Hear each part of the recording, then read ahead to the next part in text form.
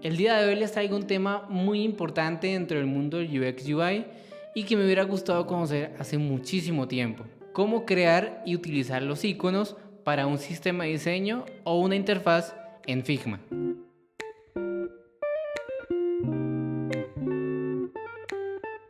Hey, ¿qué tal? ¿Cómo están? Espero que muy bien. El día de hoy pues les traigo un tema que me ha afectado, que he aprendido o digamos he solucionado con base a la experiencia y pues quiero traérselo a ustedes para que puedan trabajar con la iconografía de la mejor forma posible. Digamos que a primera vista pareciera que utilizar un icono es fácil, ¿no? Digamos que no va a tener ningún percance. Sin embargo, realmente por mucho tiempo fue un dolor de cabeza para mí al no saber cómo construirlo de la manera adecuada, qué variantes, qué tamaños utilizar, de qué manera construirlo para que me facilitara la vida, ¿sí?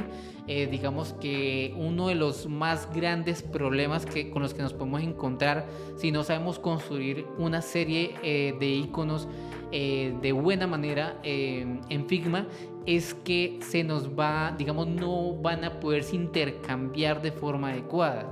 Si por ejemplo tenemos un icono en una interfaz con ciertos colores, con ciertas propiedades, con cierta posición y tamaño, en el momento en que lo intercambiemos por otro, ¿sí? No va a conservar todas esas propiedades que hemos asignado, se va a reiniciar. Cosa que pues en un proyecto a gran escala es un dolor de cabeza gigante, ¿sí? Entonces en este video les traigo una serie de buenas prácticas, un proceso de construcción de iconos que yo utilizo y que me ha funcionado súper bien para poder construir un banco de iconos y pues todo este tema sea totalmente escalable y nos permita trabajar de forma ágil y funcional. ¿Listo? Entonces, entendiendo qué es lo que vamos a hacer, vamos a empezar. Listo, entonces ya estamos aquí en Figma, pues como les mencioné, les tengo aquí preparado un recorrido para poder cubrir todo este tema de cómo crear y usar los iconos, ya sean en un design system o en una interfaz. Entonces, pues primero vamos a empezar aclarando la importancia de los iconos en un sistema de diseño, en un design system. Realmente la iconografía fuera del sistema de diseño, fuera de las interfaces, en el mundo en general es extremadamente importante, ¿sí? Digamos que la iconografía lo que nos permite es enviar un mensaje instantáneamente, de forma muy rápida, ¿sí? Digamos que nosotros en el momento en que vemos un icono, sabemos, en la gran mayoría de situaciones, sabemos qué significa, sabemos qué representa y qué es el mensaje que tenemos que recibir, ¿sí? Por ejemplo, en el momento en que vemos un más en algún lugar, ya sea por ejemplo en un cartel en la calle, vemos en una interfaz o algo así, sabemos que vamos a poder añadir, vamos a poder sumar elementos dependiendo del contexto, ¿no? Por ejemplo, también si vemos una flecha por la calle, sabemos que nos está indicando una dirección, nos está indicando una ubicación. Lo mismo sucede con las interfaces, ¿sí? Si vemos, por ejemplo, no sé, una caneca, nos están diciendo que podemos eliminar algo, ¿sí? Sin tener que escribir la palabra completa, sin tener que dar más explicación, con un simple icono, con una forma muy sencilla, estamos enviando un mensaje muy contundente y muy completo. ¿Sí? Entonces la iconografía nos ayuda muchísimo para poder construir este tipo de mensajes de forma mucho más práctica. Y bueno, teniendo claro la importancia que tiene la iconografía, no solamente en el UX UI, sino en el mundo en general, vamos a empezar a ver unas buenas prácticas que tenemos que tener en cuenta en el momento de seleccionar la iconografía que vamos a utilizar en nuestros diseños. ¿Listo? La primera buena práctica que les traigo es que al momento en que seleccionen iconografía, sea lo más simple posible, ¿ok? Si nos ponemos a investigar, a buscar iconografía por internet, vamos a encontrar infinidad de estilos, de grosores, vamos a encontrar de todo, ¿sí? Sin embargo, yo les recomiendo, si esa iconografía la van a utilizar para una interfaz, sea lo más clara y sencilla posible. Hay que tener muy en cuenta que el objetivo principal del icono es que una vez el usuario visualice el icono, en cuestión de un segundo entienda perfectamente de qué se trata, qué función tiene y qué va a hacer si yo lo presiono, ¿sí? Entonces, si utilizamos iconografía con degradados, con múltiples colores, con diferentes elementos decorativos, de pronto esa facilidad de interpretarlo va a disminuirse, ¿sí? Va a ser mucho más complejo comprender de qué se trata. Y en cambio, si utilizamos, por ejemplo, iconografía en contorno con la menor cantidad de formas, de colores o de elementos posibles, es mucho más probable que el usuario lo identifique, ¿sí? Entonces, claramente depende del contexto. Si es intencional que en nuestra interfaz tengamos una serie de iconos más llamativos, más decorativos, pues es totalmente válido y puede suceder. Sin embargo, en la mayoría de casos y sobre todo cuando ese icono se va a utilizar constantemente, ¿sí? Es mucho más recomendable utilizar iconos simples, iconos sencillos. ¿Listo? La segunda buena práctica que les traigo es consistencia. La gama de iconografía que desean utilizar para su interfaz tiene que ser lo más similar posible, ¿sí? Por ejemplo, acá les traigo 4 iconos que pertenecen a librerías totalmente diferentes y podemos ver diferentes detalles, diferentes grosores, diferentes composiciones con las que construyeron estos iconos. Si lleváramos esta selección de iconos a un caso real, a una interfaz real, el usuario tendría que dedicarle tiempo a cada uno a interpretarlo, a interpretar su forma, su tamaño, su detalle para saber qué significa, ¿sí? Entonces eso significa que sería más difícil para el usuario, sería un obstáculo para su experiencia en la utilización de la interfaz. En cambio, si escogemos una gama de iconos que sean consistentes, que sean similares unos con otros, una vez el usuario interpreta su color, su forma, su tamaño, simplemente se tiene que concentrar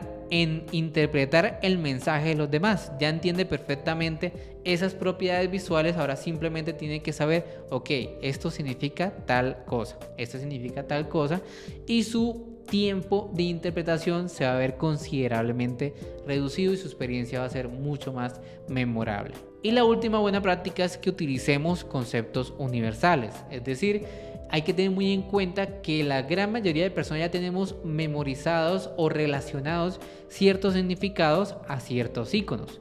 Por ejemplo, si nosotros vemos una caneca, lo más probable es que interpretemos que vamos a poder eliminar algo, ¿cierto? Si tenemos una caneca en nuestra interfaz y la presionamos, lo más probable es que podamos eliminar algo, ¿sí?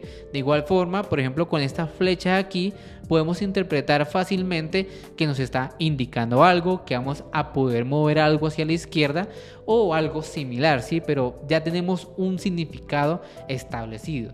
Lo mismo sucede como por ejemplo con la lupa. Claramente si vemos una lupa, en la mayor cantidad de situaciones vamos a poder buscar algo, nos va a ayudar a buscar, a filtrar alguna información, ¿sí?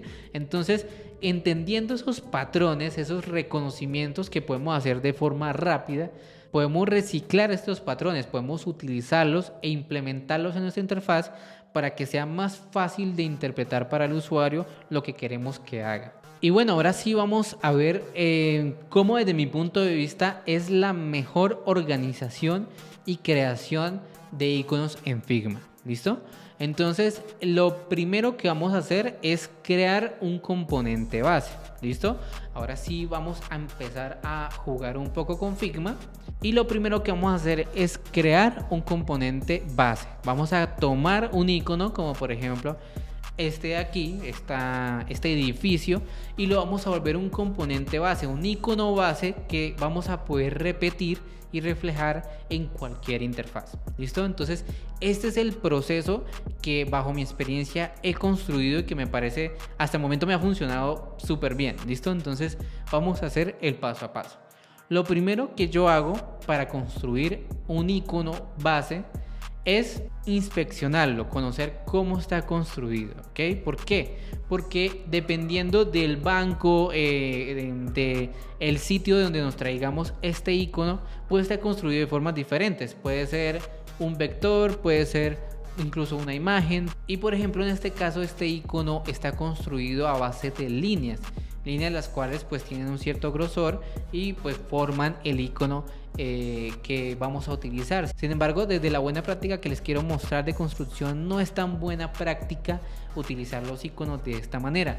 ¿Por qué? Porque por ejemplo, si necesitamos agrandar o reducir este icono, lo que va a suceder es lo siguiente: el grosor de la línea va a mantener su mismo tamaño y no se va a reducir proporcionalmente, y lo que va a suceder es que va a perder su forma. ¿Listo? Entonces no es tan recomendable, porque claramente, dependiendo del contexto, vamos a necesitar cambiar las dimensiones del icono. Entonces, si se altera de alguna manera, pues no es tan recomendable. ¿Qué es lo recomendable? Lo que podríamos hacer para solucionar esto es tomar el icono, hacer un clic y dar clic derecho y presionar la opción Outline Stroke, ¿sí? Eso lo que hace es convertir esas líneas en vectores. Como pueden ver, ya no es una línea central y un grosor, sino que ya se volvió todo esto un vector. ¿Listo? Entonces, como pueden ver, ya al haber hecho eso, podemos aumentar nuevamente, aumentar o reducir el tamaño del icono y no se va a ver alterado. Digamos que esto es lo primero que tenemos que hacer, ¿ok? Inspeccionar nuestro icono y llevarlo a tal punto en el que, independientemente de la alteración que realicemos, no cambie, digamos, su estructura, ¿ok? El segundo paso que yo realizo con los iconos base es llevarlo al tamaño donde más lo voy a utilizar, donde más frecuentemente voy a utilizarlo, ¿no? En este caso, yo personalmente, la dimensión en la que más utilizo iconos es en 24 por 24 píxeles. Entonces voy a llevarlo a esa dimensión, 24 píxeles. Acá lo tenemos. Como pueden ver, acá en la parte de la derecha quedó de 24 de alto por 24 de ancho, 24 píxeles, ¿no? El tercer paso súper importante es establecer correctamente los constraints del icono. ¿Qué son los constraints? Básicamente es el comportamiento o cómo se va a comportar el elemento cuando lo estiremos. Básicamente, digamos que es un poco difícil de comprender, pero hagamos un ejemplo. Si yo selecciono el icono y establezco que sus constraints va a ser que cuando estire su contenedor se va a mantener fijo a la parte superior y a la izquierda, es decir, se va a aferrar a esas, digamos, a esas orillas y no se va a alterar, pues lo que va a suceder es que si yo agrando, digamos, el contenedor del icono, no se va a alterar y se va a mantener fijo en esa posición, ¿sí? Vamos a hacer otro ejemplo. Seleccionamos el icono y le vamos a decir que va a estar fijo a la parte de abajo de su contenedor y a la derecha. Si vuelvo a hacer la expansión, lo que va a suceder es que se va a quedar fijo a esa ubicación, ¿sí? Los constraints, como les menciono, es cómo se va a comportar si yo altero el espacio en donde está contenido ese elemento, ¿sí? Digamos que esa es una buena descripción. Entonces, entendiendo este tema de los constraints, ¿cuál es el constraint adecuado o la configuración adecuada para un icono? Pues seleccionémoslo. Y la configuración más adecuada es que esté en scale. En scale, o sea, que si yo expando, que si yo altero el contenedor, él lo va a seguir independientemente de la dirección, ¿sí? Vamos a hacerlo. Por ejemplo, vamos a seleccionar scale y en la parte de abajo nuevamente scale. ¿Listo? Acá pues digamos que a nivel de esta guía que tenemos en la parte de la izquierda, pues va a quedar sin ninguna franja azul, ¿sí? Ahí ya sabemos que el comportamiento es scale. Y al seleccionar y expandir, lo que sucede es lo siguiente, que el icono lo va a acompañar, ¿sí ven? Incluso si yo pues altero, digamos, el ancho o el alto, él va a seguir esa deformación, ¿sí? Entonces, este es el mejor comportamiento del icono desde mi punto de vista, porque en muchos contextos vamos a utilizar el icono fuera de su tamaño original. Es decir, si yo construí el icono en 24 por 24 píxeles, va a haber situaciones en las que lo voy a necesitar de 16 por 16. o de 32 por 32 o de cualquier otra dimensión. Entonces necesito que el icono responda a esa dimensión que le voy a solicitar, ¿no? Entonces este es el mejor comportamiento posible. Por último, el último paso de construcción del icono sería volverlo un componente base. Esto lo hacemos seleccionando el icono y yendo a la parte superior donde dice crear un componente. Le damos un clic y nuestro componente quedó creado. ¿Listo? Ahí quedó creado y pues podemos cambiarle el nombre, que por ejemplo en este caso sería edificio. Listo. Ya construimos nuestro icono base. ¿Listo? Este está perfectamente listo para utilizarlo en cualquier situación. ¿Vale? Ahora, el segundo paso, o digamos el segundo comportamiento de los iconos que hay que tener muy en cuenta, es el uso de variantes, ¿sí? Digamos que puede llegar a suceder que necesitemos que nuestro icono no tenga un solo estilo, es decir, que no solamente sea con contorno, sino que también necesitamos que sea relleno, ¿sí? Esto es totalmente factible, totalmente viable. Y la mejor práctica para este tipo de casos es construir estos estados, estos estilos del icono en diferentes variantes de un componente. ¿Cómo hacemos eso? Simplemente seleccionamos los estilos, digamos los diferentes iconos que vamos a utilizar como variantes de un mismo componente y le damos aquí a donde dice crear componente set, ¿sí? Digamos crear un set de componentes. Al darle un clic, lo que sucede es que se va a crear un componente base, pero va a tener en cuenta a ambos estilos, ¿sí? Entonces, como pueden ver, acá tenemos un componente base y este es un estilo, una variante, y este es otro, ¿sí? Entonces ahí ya podemos, por ejemplo, llamar el componente base como queramos. Por ejemplo, el nombre del icono que sea alert, ¿sí? Y aquí en las propiedades, entonces establecemos un nombre que, por ejemplo, sea estilo, ¿sí? Style. Entonces vamos a nombrar cada uno de ellos para saberlos identificar. Por ejemplo, este sería el estilo outline y este de aquí el estilo fill, es decir, el estilo con contorno y el otro el estilo relleno. ¿Listo?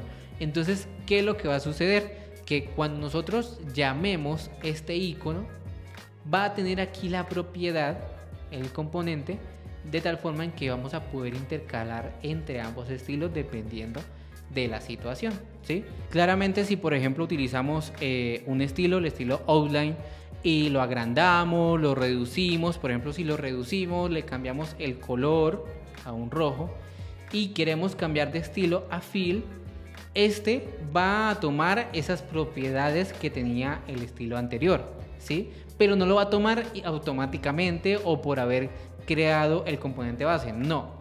Esto lo crea por un último proceso que hay que realizar para poder lograr esto, pero lo vamos a hacer un poco más adelante. El siguiente paso a tener en cuenta en la construcción de los iconos es los tamaños que vamos a manejar. Como les mencioné hace un momento, el tamaño que yo más utilizo es 24 píxeles. Digamos que ese sería el tamaño base, el tamaño principal. Sin embargo, también hay otros tamaños que en mi caso utilizo un montón, que son 16 píxeles, 32, 40 y dependiendo del contexto pueden ser muchísimos otros tamaños.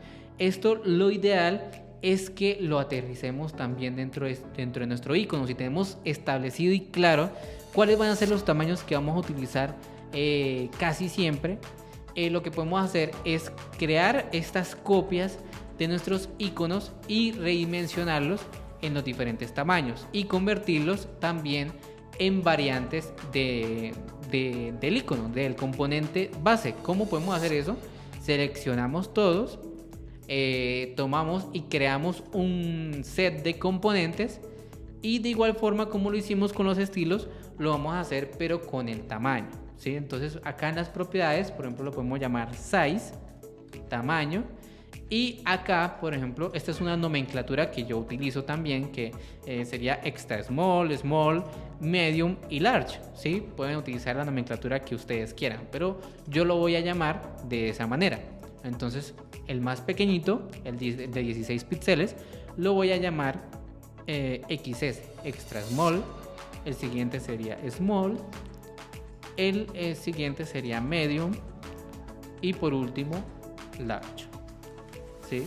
Entonces, ¿qué fue lo que obtuvimos? Que si llamamos el icono, aquí vamos a encontrar los diferentes tamaños. Entonces, por ejemplo, no, pues quiero utilizar el icono en tamaño large, o quiero utilizarlo en small, o quiero utilizarlo pues en cualquiera de los 4 tamaños que disponibilicé. Entonces, así de fácil vamos a poder estandarizar y tener control de qué iconos vamos a utilizar en el proyecto. Entonces, al realizar toda esta serie de pasos, toda esta serie de buenas prácticas y de procesos que les he mencionado anteriormente, lo que vamos a obtener es consistencia, ¿sí? Entonces vamos a poder crear un banco de iconos para nuestro proyecto muy similares entre sí, totalmente funcionales y listos para implementar en el proyecto. ¿Listo? El último tema que vamos a tocar y que me parece el más importante del video es cómo sincronizar los iconos en Figma, ¿sí? Entonces vamos a poner un caso hipotético. Tenemos este botón de aquí, el cual está compuesto por un texto, un icono a la izquierda y un icono a la derecha. Este botón se va a utilizar en múltiples proyectos, en múltiples contextos, ¿no? Entonces claramente van a haber contextos en los que no nos va a servir una flecha como icono, sino que nos va a servir una caneca, un candado, la misma flecha pero en otra dirección o cualquier otro caso, ¿sí? Entonces si necesitáramos cambiar el icono tal cual como los construimos hasta el momento, lo que va a suceder es, si seleccionamos otro icono, va a perder o va a reiniciar las propiedades que anteriormente teníamos asignados en el botón al icono anterior, ¿sí? Digamos que en este caso le asignamos el color blanco y al intercambiarlo por la caneca, no va a tomar esas propiedades, ¿sí? Entonces va a llegar con las propiedades que tiene en un inicio, que tiene por defecto. Esto va a suceder si intercambiamos con cualquier otro icono, ¿no? Entonces, para que se sincronicen y se reciclen las propiedades asignadas previamente, tenemos que hacer 2 pasos. El primero es inspeccionar cada uno de los iconos que vamos a utilizar y cambiarles el nombre, de tal manera en que todos los iconos tengan internamente el mismo nombre. Me explico. Si seleccionamos un icono, por ejemplo este candado, y revisamos aquí en la parte izquierda en la sección de Layers, vamos a ver que el icono tiene 2 nombres. Un nombre que corresponde al contenedor del icono, que vendría siendo el nombre del componente maestro con el cual lo vamos a buscar en los diferentes lados, que por ejemplo en este momento lo llamo Close, ¿no? Y tiene otro nombre que, si lo seleccionamos, hace referencia al icono como tal, al vector interno que está dentro del contenedor del componente, ¿sí? Este nombre tiene que ser idéntico en cada uno de los iconos y de esta forma Figma va a entender, ok, como se llaman igual, están relacionados. Entonces, si voy a intercambiar uno por otro, vamos a asignarle las mismas propiedades, básicamente, ¿sí? Entonces, ¿cómo vamos a hacer esto? Tenemos que pensar en un nombre que vamos a utilizar en todos. Por ejemplo, los voy a llamar icon, ¿sí? Entonces, tomamos este vector, el vector interno, y lo renombramos como icon, ¿sí? Lo mismo tenemos que hacer con cada uno de los iconos. Los seleccionamos y les cambiamos el nombre a icon. Les seleccionamos, le cambiamos el nombre a icon y así sucesivamente con cada uno de ellos. ¿Listo? Es muy importante diferenciar que el icono como tal va a tener 2 nombres, el de afuera y el de adentro, ¿sí? El que tiene que estar sincronizado es el de adentro. El de afuera lo podemos utilizar y lo podemos nombrar de tal manera que lo reconozcamos fácilmente y lo podamos buscar rápidamente, ¿no? El segundo paso que tenemos que hacer, muy importante, es ya los sincronizamos. Ahí ya Figma los interpreta y los relaciona. Sin embargo, para evitar errores, para evitar que no se relacionen bien o que no se cambien las propiedades bien, lo segundo que tenemos que hacer es que no tengan ninguna propiedad tipo sombra, degradado, que no tengan ninguna propiedad, que estén lo más estándar posible y que tengan el mismo color, exactamente el mismo color. Es decir, por ejemplo, si tenemos un icono que es rojo, el otro icono que tiene sombra, por ejemplo, tiene un drop shadow, esto no puede suceder, ¿sí? Tenemos que utilizar que cada uno esté lo más limpio posible. Entonces, por ejemplo, a este le vamos a quitar el drop shadow, a este le vamos lo vamos a poner en negro puro, por ejemplo, y entonces todos que tengan un mismo color, puede ser rojo, puede ser blanco, puede ser negro, el que nosotros queramos, pero todos tienen que tener exactamente el mismo hexadecimal, ¿sí? ¿Esto qué es lo que va a hacer? Que si ahora vamos a hacer el ejercicio, necesitamos cambiar esta flecha, la que está apuntando hacia abajo por la que está apuntando hacia la izquierda. Al momento de hacer el intercambio se realiza el reemplazo y además recupera las propiedades del icono que se reemplazó, ¿sí? Vamos a hacer el mismo ejercicio con, por ejemplo, la caneca. Vamos a intercambiarlos y adoptó las propiedades que tenía. Ahora, vamos a cambiar el color. Por ejemplo, vamos a cambiar el color a rojo. Si hacemos el intercambio por otro icono, va a adoptar ese rojo. Lo mismo con los efectos. Por ejemplo, vamos a hacerle un cambio acá en que tenga un efecto, un drop shadow, y vamos a intercambiarlo por el candado. ¿Sí ves? Mantuvo la propiedad de drop shadow en el icono. Esto porque están relacionados internamente los iconos. Si no tuvieran nada que ver, se hubiera borrado el drop shadow. ¿Sí ven? Entonces es muy valioso y es muy importante este pequeño tip, porque nos va a ahorrar un montón de errores, un montón de trabajo. Entonces vean lo delicado que es no tener bien clara esta sincronización de nomenclaturas del icono y pues toda esta serie de pasos que les he mencionado anteriormente, el escalado, la construcción del componente base inicial, todo es extremadamente importante para que como resultado podamos tener una gama de iconos consistentes en los cuales podamos ir intercambiando en cada uno de ellos sin mayor dificultad, ¿sí? Entonces esto es básicamente lo que les quería traer. Como les digo, es algo que quería compartir porque fue un dolor de cabeza mío en su momento y me hubiera gustado pues en ese momento tener un medio en el cual me diera esta solución. Así que pues bueno, espero que les sea de utilidad. Háganme saber en los comentarios si realmente les sirve o han tenido ese problema en algún momento. Síganme en mis redes sociales, ya que subo contenido diario exclusivo que pues por acá no me llama tanto la atención compartir, así que se los voy dejando por allá y pues puede ser de valor para todos ustedes. Y pues nada, esto fue todo por el video de hoy y nos vemos en el siguiente video.